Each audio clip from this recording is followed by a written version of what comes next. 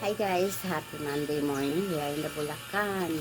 Happy Monday morning po sa lahat. How are you today guys? At nag-almusal po ako guys. Nagluto ako ng pansit Mickey.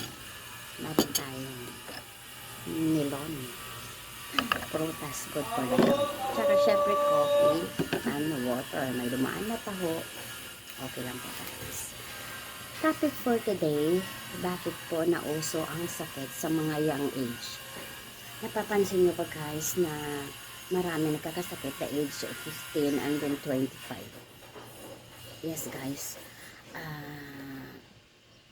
At yung mga sakit na dumadapo sa kanila ay kalimitan sa kidney at saka cancer. Bakit kaya guys? Para sa akin siguro sa mga kinakain.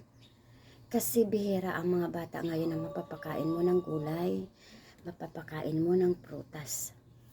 Uso sa kanila yung milk tea, soda, at saka hindi nga sila kumakain ng gulay. Yun po ang nakakatakot.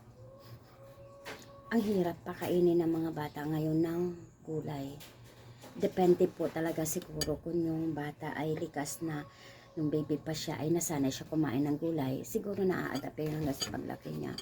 Pero parang sa 100%, almost 70% talaga yung 30 lang po yan dyan yung kumakain ng gulay. 70% talaga yung hindi kumakain ng gulay, hindi mahilig sa gulay, hindi mahilig sa prutas, hindi mahilig sa water. Kaya nakakatakot po. The young age, kalimitan ay nawawala na po sila dahil nagkakaroon na po sila ng matinding sakit.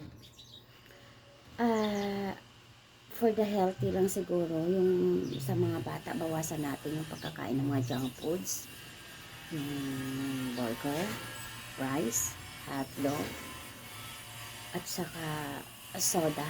Yun po, sana po iwasan po natin itong mga anak dahil ito po ay hindi magandang na idudulot po sa katawan natin, lalo na po yung mga junk foods na yan, yung mga fries, na frozen food. Number 1 po talaga po yan. Delikado po yun sa katawan. At may alam nga ako na yung anak niya ay almost 21 years old. Alam mo, nilagnat lang po yung batang yun, pero minalas po talaga.